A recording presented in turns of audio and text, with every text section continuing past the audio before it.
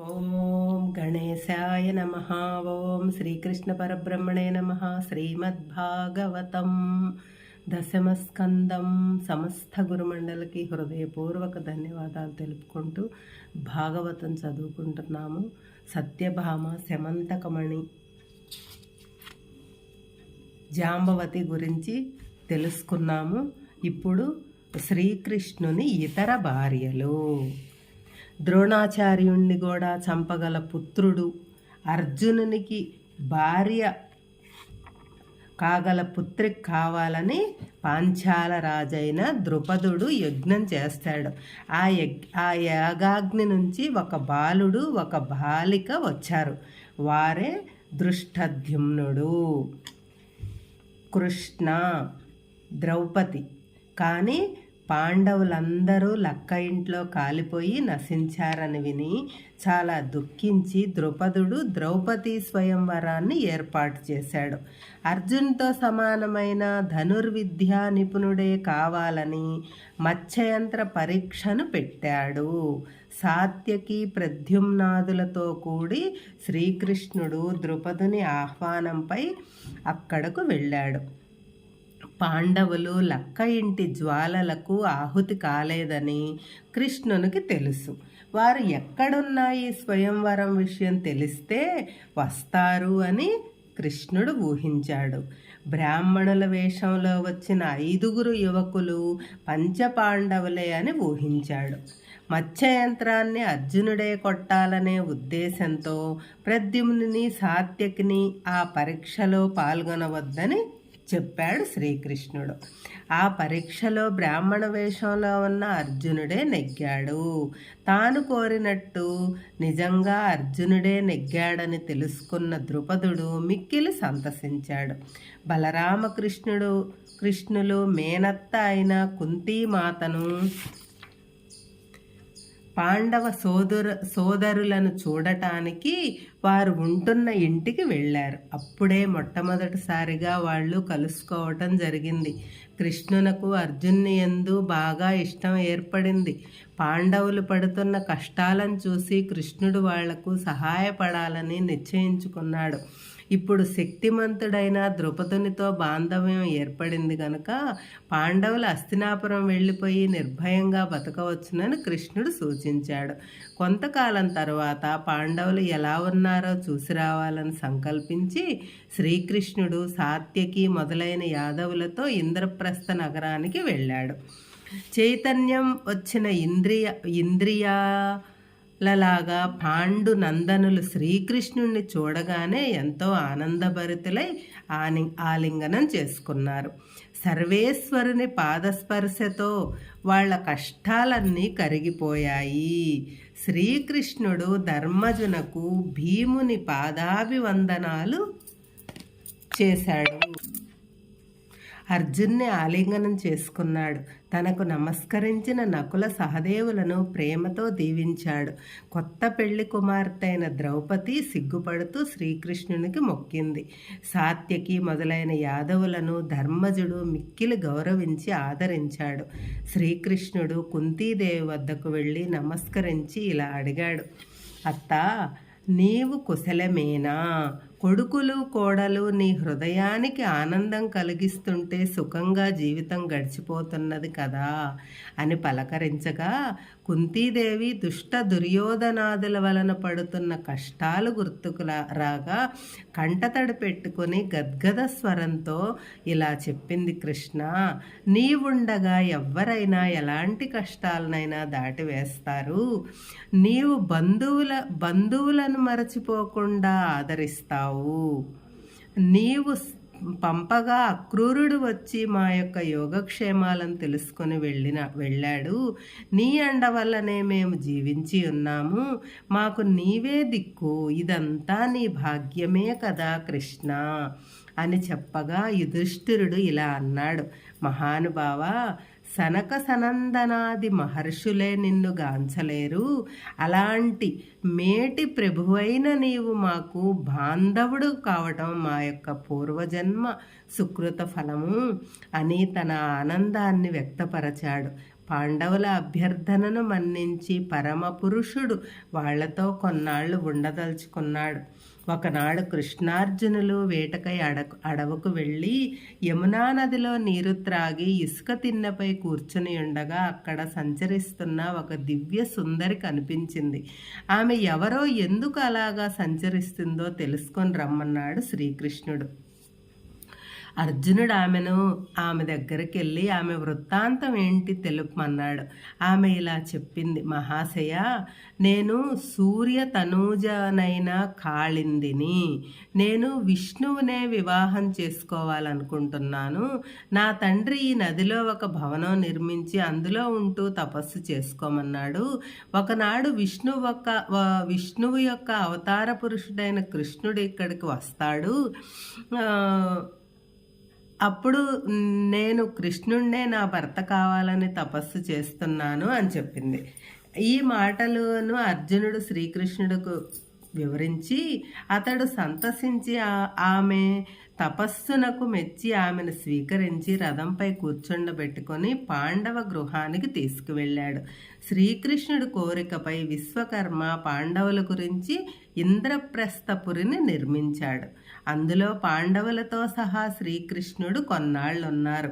ఒకనాడు అగ్నిదేవుడు కృష్ణార్జునుల వద్దకు వచ్చి తాను తలపెట్టిన ఖాండవవన దహనంలో ఇంద్రుడు అడ్డు పెట్టకుండా సహాయపడుడని కోరాడు.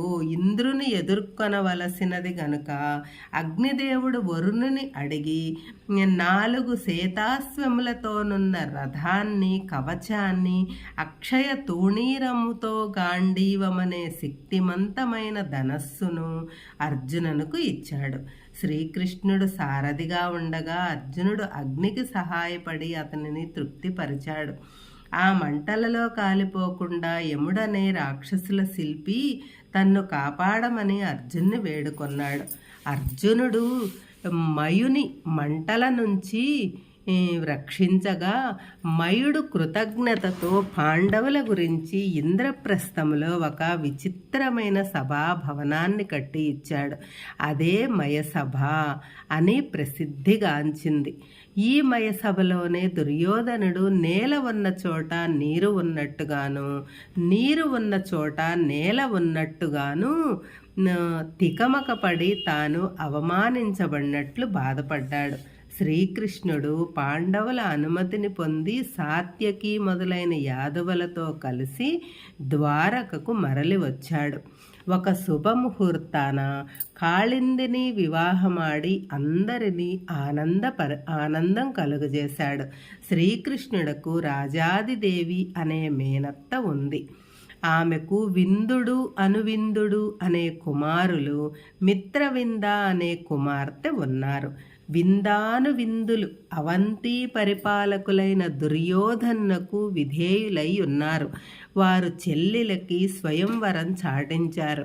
కానీ ఆమె మనస్సు కృష్ణునిపైననే లగ్నమయ్యుంది. అన్నలు ఆమె అభీష్టాన్ని అడ్డు తగిలి అతనితో వివాహం పనికిరాదన్నారు. శ్రీకృష్ణుడు ఆమె కోరికను తెలుసుకొని స్వయంవరంలో రాజకుమారులను ఓడించి మిత్రవిందను తీసుకొనిపోయి వివాహం చేసుకున్నాడు. కోసల దేశాధిపతి అయిన నగ్నజిత్తు ధర్మపరుడు, సద్గుణ సంపన్నుడు. అతనికి సత్య అనే కుమార్తె ఉంది. ఆమెను నాగ్నజితి అని అంటారు. ఆ రాజు వద్ద వాడి అయిన కొమ్ములున్న మదించిన 7 వృషభ రాజాలున్నాయి. వాటిని ఒక్కసారిగా తన బాహుబలంతో బంధించి వేయగలిగిన వీరాది వీరునకే తన కుమార్తెనివ్వాలని ఆ రాజు నిశ్చయించుకున్నాడు. ఎందరో రాజకుమారులు ప్రయత్నించి పరాజయం పొందారు. శ్రీకృష్ణుడు అనుచరులతోనూ సైన్యముతోనూ వచ్చాడు. కోసలరాజు అందరినీ తగు రీతిని ఆదరించాడు. నాగ్నజితి కృష్ణుణ్ణి చూసి ఇతడే నా భర్త అగుగాక అని సంకల్పించుకుంది. రాజు శ్రీకృష్ణునితో ఇలా అన్నాడు: జగన్నాథ, వాసుదేవ, నారాయణ, నీరాకచే మా గృహము రాజ్యము పావనమైంది. ధర్మరక్షణకు అవతరించిన ఈశ్వరుడవు నీవు.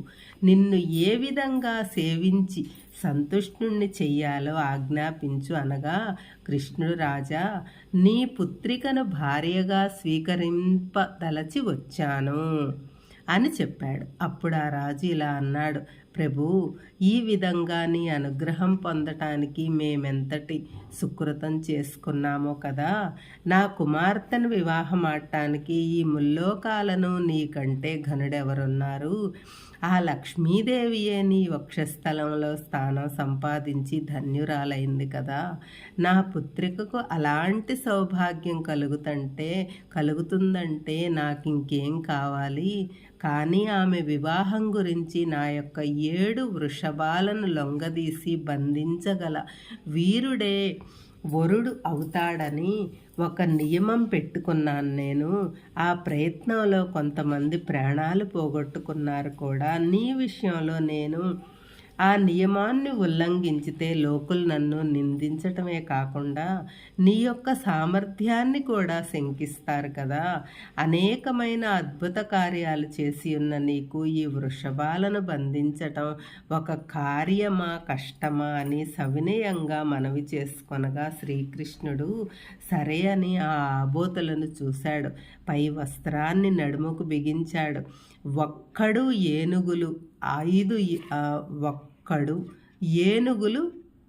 7 ఆబోతులను ఒక్కొక్క గుద్దుతో లొంగదీసుకొని తాళ్ళు కట్టి బాలుడు ఆట బొమ్మలను లాగికొని వచ్చినట్లు వాటిని ఈడ్చుకొని రాగా ప్రేక్షకులు సంతోషించి జయజయధ్వానాలు చేశాడు. బ్రాహ్మణులు ఆశీర్వదించారు.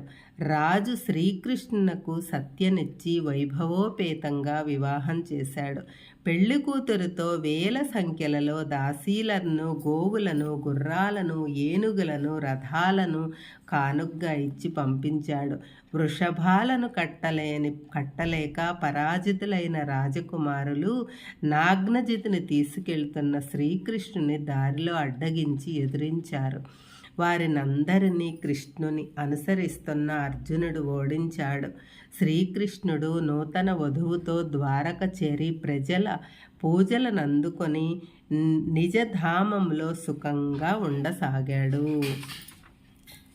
శ్రీకృష్ణుని మేనత్తలలో ఒక ఆమె శృతకీర్తి. ఆమె కేకేయ దేశపు రాజపత్ని. ఆమె కుమార్తెయగు భద్రను కూడా శ్రీకృష్ణుడు వివాహమాడాడు. మద్రదేశపు రాజకుమారి లక్ష్మణ. ఆమె రుక్మిణి వలనే శ్రీకృష్ణుని యొక్క అద్భుత చరిత్ర గురించి విని అతనినే పతిగా నెన్నుకొని ఉంది. కానీ తండ్రి అయిన బృహస్సేనునకు కృష్ణుడంటే ఇష్టమే అయినప్పటికీ ఇతర రాజులు శత్రువులైపోతారనే భయము చేత ఒక పరీక్ష పెట్టాడు. అది మత్స్యయంత్రము కంటే కొంచెము జటిలమైన పరీక్ష. అర్జునుడు తప్ప కౌరవులు, పాండవులతో సహా అందరూ రాజకుమారులు ప్రయత్నించి విఫలులైనారు. శ్రీకృష్ణుడు విల్లెక్కు పెట్టి సునాయాసంగా దానిని పడగొట్టగా రాజకుమారి లక్ష్మణ వచ్చి వరమాలను ఆయన మెడలో వేసింది.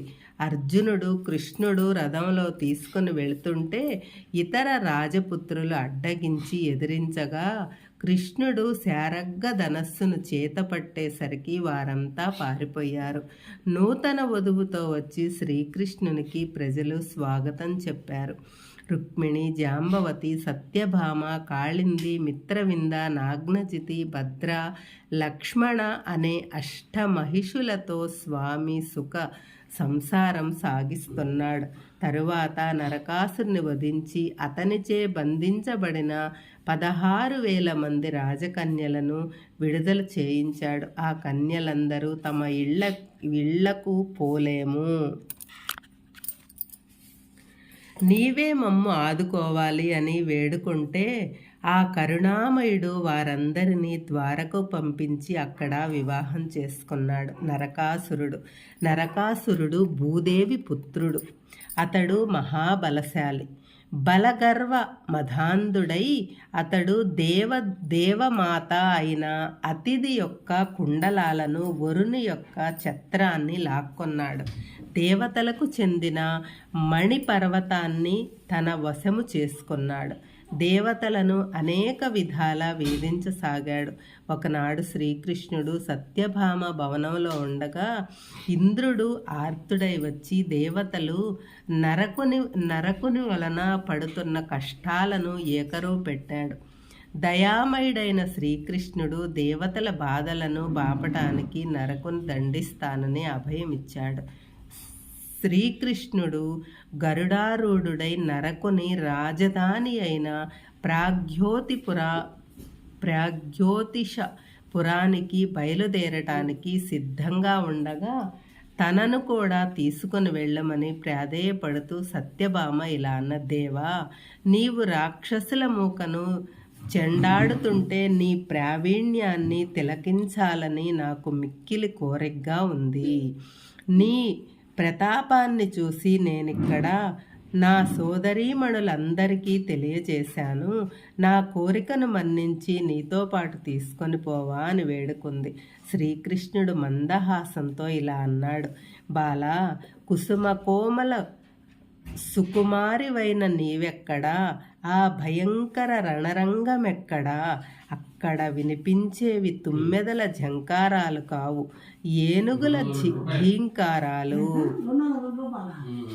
అక్కడున్నవి రాజహంసలతోనున్న సరోవరాలు కావు, రాక్షస కృత్యాలు. రక్తపు మడుగులున్ను అక్కడ కమలాలతో ఆడుకోరు, కత్తులతో పొడుచుకుంటారు. అలాంటి చోటికి నీవు వచ్చి ఏమి ఆనందించగలవు?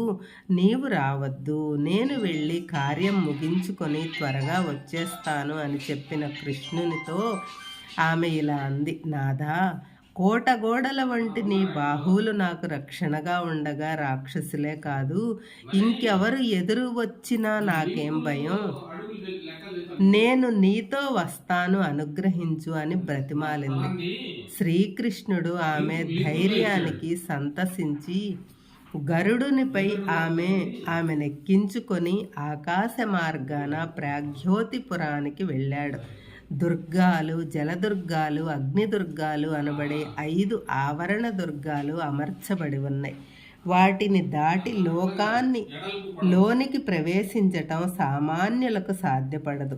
ఇది కాకుండా మురాసురుడనే 5 తలల భయంకరమైన రాక్షసుడు నగరం చుట్టూ పాశాలతో అల్లివేసి నగర రక్షణ చేస్తున్నాడు. శ్రీకృష్ణుడు తన గదతో పర్వత వలయాన్ని ఛేదించాడు. తరువాత తన ధనస్సుతో శస్త్రాలను వమ్ము చేసి జలదుర్గాన్ని చక్రంతో శుష్కింపచేసి అగ్నిదుర్గాన్ని ఆర్పివేసి వాయుదుర్గాన్ని శాంతింపజేసి పాశదుర్గాన్ని ఛేదించి వేశాడు. పాంచజన్య శంఖాన్ని పూరించగా జలగర్భంలో గాఢ సుగుప్తిలోనున్న మురాసురుడు తుళ్ళిపడి లేచి నీటి పైకి వచ్చి చూశాడు. వీళ్ళీ లోపలికి ఎలా రాగలిగారని ఆశ్చర్యపోయాడు. ప్రచండాగ్ని జ్వాలలను కక్కుతూ ప్రపంచాన్నే మింగివేసేటట్టు 5 వేళ్లతో 5 నోళ్లతో తెరిచి భయంకరంగా అరుస్తూ మంటలు కక్కుతున్న శూలాన్ని గరుడుడి పైకి విసిరాడు. శ్రీకృష్ణుడు ఆ శూలాన్ని ఒక్క బాణం వేసి ముక్కలు చేశాడు.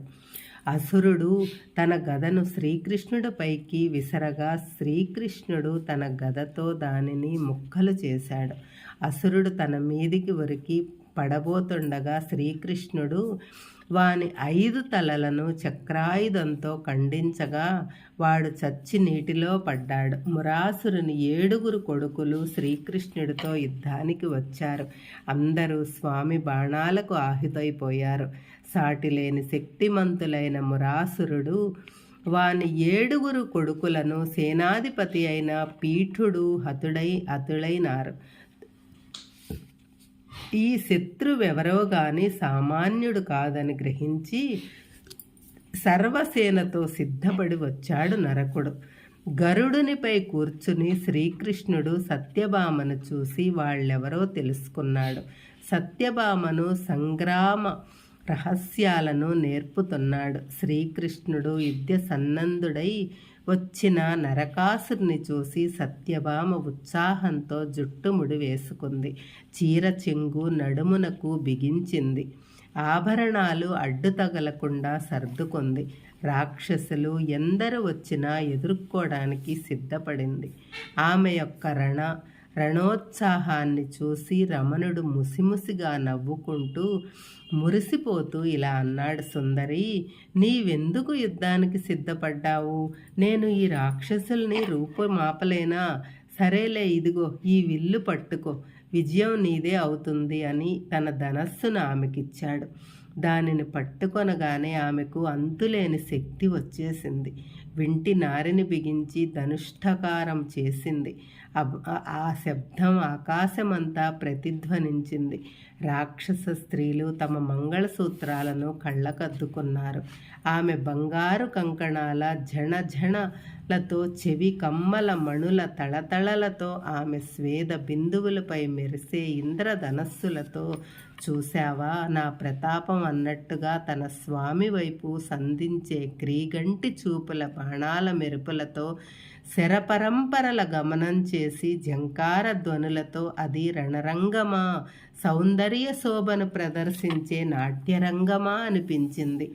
శౌర్యము, శృంగారము, రౌద్రము, విస్మయము, విన్యాసము అన్నీ కలిసి మూర్తీభవించినట్లుగా సత్యభామ బాణాలను సంధించటం, లాగటం, ప్రయోగించటం అంతా మెరుపుతీగల వేగంతో నిర్వహించి యుద్ధము చేయసాగింది. ఒకవైపు చెండాడే బాణాలతో శత్రువును నొప్పిస్తూ, ఇంకోవైపు శృంగారపు చూపుల బాణాలు వేస్తూ తన స్వామిని మెప్పిస్తుంది. ఆమె ధాటికి తట్టుకొనలేని అసుర సైన్యం వెనుకకు తగ్గింది, నిర్జీవమైంది. శ్రీకృష్ణుడు తన ప్రియురాలి యందు విజృంభించిన వీరావేశాన్ని ఉపశమింప చేయనుద్దేశంతో ఇలా ప్రియాలాపనం చేశాడు. సత్య, నీ దాటికి తట్టుకోలేక రాక్షస సైన్యం పారిపోయింది. విజయలక్ష్మి నిన్ను వరించింది. నీ ధైర్య సాహసాలకు మిక్కిలి సంతసించాను. నీవు కోరిన ఆభరణాలను ఇస్తాను అని చెప్పి ధనస్సును ఆమె చేతి నుంచి తీసుకున్నాడు.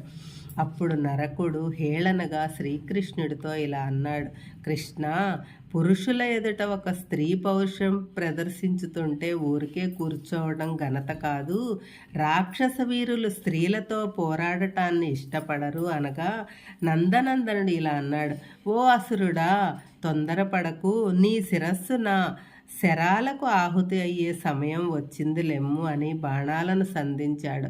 ఐరావతం లాంటి 4 దంతాల తెల్లని ఏనుగులను నరకాసురుడు పాల సముద్రం నుంచి సంపాదించి 100ల సంఖ్యలో తెచ్చి ఉంచుకున్నాడు. వాటిని యుద్ధభూమికి తీసుకువచ్చాడు. వాటిని గరుత్మంతుడు ముక్కుతోనూ గోళ్లతోనూ ఖండాలుగా పీకి బలమైన తన రెక్కలతో కొట్టి కొట్టి చంపాడు. చచ్చినవి చావగా, మిగిలియున్నవి పారిపోయాయి. శ్రీకృష్ణుడు బాణాలను శత్రు సైన్యమంతా నశించగా నరకాసురుడొక్కడే మిగిలిపోయాడు. వాడు శతఘ్ని అనే శక్తిమంతమైన శూలాన్ని శ్రీకృష్ణుడిపై ప్రయోగించగా శ్రీకృష్ణుడు దాన్ని వమ్ము చేశాడు. అసురుడు తన శక్తిమంతమైన త్రిశూలాన్ని కృష్ణునిపై విసిరేలోగా శ్రీకృష్ణుడు చక్రాయుధాన్ని ప్రయోగించి అసురుని అంతమొందించాడు. నరకాసురుని తల్లి అయిన భూదేవి వాసుదేవుని వద్దకు వచ్చి నరకుడు అపహరించుకొని పోయిన కుండలాలను, వరుని ఛత్రాన్ని, మణిమయాలను కూడా ఆయనకు సమర్పించింది. భూదేవి స్వామిని ఇలా స్తుతించింది, ఓ పరమేశ్వర, ఆనందలీలా విలాస, మహానుభావ, సకల భూత స్వరూప, పద్మనాభ, పద్మదళ నేత్ర, పద్మమాలా విభూషిత వాసుదేవ, నీకు వందనాలు. నీవు ఆది పురుషుడవు, పుట్టుక లేని వాడవు, అయినను భక్తులు కోరిన రూపాలను ధరిస్తావు. బ్రహ్మాదులను సమస్త విశ్వాన్ని సృష్టించిన వాడవు, పరమాత్మవు, నీకు వందనములు. ఓ భక్త మందార, దీనజన రక్షక, ఈ బాలుడు నీ చక్రాయుధాన్ని బలి అయిన నరకుని కుమారుడు భగదత్తుడు తండ్రి వంటి వాడు కాడు. నిన్ను ఆశ్రయించిన వాడు దిక్కులేని వాడు, వీనిని అనుగ్రహించు అని వేడుకొంది. భక్తవత్సలుడైన శ్రీకృష్ణుడు భగదత్తునకు అభయమిచ్చి సకల సంపదలు అనుగ్రహించాడు. తరువాత నరకాసుని సౌధములో ప్రవేశించి నరకునిచే బంధింపబడిన 16,000 మంది రాజకన్యలను చూశాడు. శ్రీకృష్ణుడు దర్శించకనే వారి చీకటి బ్రతుకులకు దివ్య జ్యోతి లభించింది. ఆనందం కలిగింది. వారందరూ సమ్మోహితులై ఆ దివ్య సుందరమూర్తి ఎవరో గాని ఇతడే నాకు పతి అయ్యేటట్లు అనుగ్రహించమని ప్రతి కన్య తన ఇష్ట దైవానికి మొక్కుకుంది. నరకాసురుడు దుష్టుడైతే అయ్యాడు, కానీ తనకు ఇలాగ బంధించి తేవటం చేతనే కదా తనకు ఈ పురుషోత్తముని యొక్క దర్శనం కలిగింది అని వారు తమ అదృష్టానికి సంతోషించారు. వారి అందరి హృదయాలు ఆ చిత్తచోరుని చూడగానే పట్టరాని ప్రేమతో స్పందించాయి. అతడే తన రక్షకుడు, పతి, గతి, సర్వము అని ప్రతి కన్య నిశ్చయించుకుంది. ఆ మానస చోరుడు మందహాసంతో అంతా గ్రహించాడు. అందరికీ చక్కని వస్త్రాలు, ఆభరణాలు, సుగంధ ద్రవ్యాలు పంపించి అలంకరింపజేశాడు. ఈ కన్యలలో మానవ రాజకన్యలే కాకుండా అందమైన అసుర సిద్ధ కన్యలు కూడా ఉన్నారు. అసురునిచే అపహరించబడి ఉన్న ఈ కన్యలను తమ తల్లిదండ్రులు కూడా స్వీకరించరు గనుక వారు అనాథలై రక్షణ లేక నశిస్తారని వారి మనోగతాన్ని ఎరిగిన సర్వజ్ఞుడైన స్వామి వారి యోగక్షేమాలను వహించదలచాడు. అందరినీ ద్వారకకు పంపించాడు. వారితో పాటు ఐరావత సంతతికి చెందిన 64 దంతాలు తెల్ల ఏనుగులను, రథాలను, గుర్రాలను, ధనరాశులను పంపించాడు. తరువాత సత్యభామతో కలిసి శ్రీకృష్ణుడు దేవలోకం వెళ్ళి దేవమాత అయిన అతిథికి నరకుడు అపహరించిన మణికుండలాలను తెచ్చి ఇచ్చాడు. ఇంద్రుడు, శశీదేవి శ్రీకృష్ణ సత్యభామలను సత్కరించారు. సత్యభామ, శ్రీకృష్ణుడు నందనవనం సందర్శించారు. సత్యభామ కోరికపై శ్రీకృష్ణుడు పారిజాతం మొక్కను పెకిలించి తీసుకుని గరుడుని వీపుపై నుంచాడు. శ్రీకృష్ణుడు పారిజాతం మొక్కను తీసుకుని వెళ్తున్నట్టు తెలుసుకుని ఇంద్రుడు దేవతలతో సహా వచ్చి ఎదిరించాడు. అయినా ఓడిపోయాడు. నరకాసురుని బాధల నుంచి రక్షింపమని శ్రీకృష్ణుని పాదాలపై పడిన ఇంద్రుడు తన పని నెరవేరగానే ఆ స్వామినే ఎదిరించటానికి వెనుదీయలేదు. అతనికి స్వామి అనుగ్రహం కంటే కోరికలను తీర్చే ఆ పారిజాతమే గొప్పదిగా అనిపించింది. అతని స్వార్థానికి, అహంకారానికి అవధుల్లేవు. పారిజాత వృక్షమును తీసుకువెళ్ళి సత్యభామ ఉద్యానవనంలో నాటించాడు శ్రీకృష్ణుడు. నందనందును ద్వారకు తరలింపబడిన 16,000 మంది కన్యలందరినీ సకల సౌందర్యాలతో వేరువేరు గృహాలు ఏర్పాటు చేశాడు. ఒక శుభముహూర్తాన పరమేశ్వరుడైన శ్రీకృష్ణుడు 16,000 కృష్ణ స్వరూపాలు ధరించి 16,000 కన్యలను వారి వారి గృహములలోనే ఒకే ముహూర్తంలో శాస్త్రోక్తంగా వివాహమాడాడు.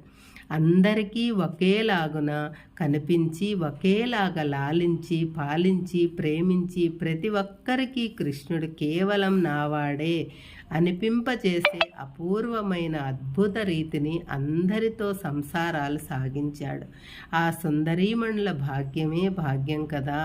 వేలాది సంవత్సరాల తపస్సు చేసి యోగులకు కూడా లభించని అపూర్వ సౌభాగ్యం ఆ కాంతలకు లభించింది. సాక్షాత్తు పరమేశ్వరుని యొక్క దర్శన, స్పర్శన, సంభాషణమే కాకుండా నిరంతర పాదసేవ సౌభాగ్యం కూడా వాళ్లకు దక్కింది. ఎందరు పరిచారకులున్నా తన స్వామిని తామే సకల సేవలు స్వయంగా చేసేవారు. స్వామి కూడా సామాన్య గృహస్థుని వలె వారితో మెలుగుతూ వారి కోర్కెలను తీరుస్తూ మాయామతలు చూపుతూ వినోదించేవాడు. విశ్వమంతటా నిండి ఉన్న ఆ పరమేశ్వరునకు ఈ 16,000 మంది కాంతలతో అన్ని వేళలలోనూ కలిసి ఉండటం అబ్బురమే మీ కాదు. హరే కృష్ణ.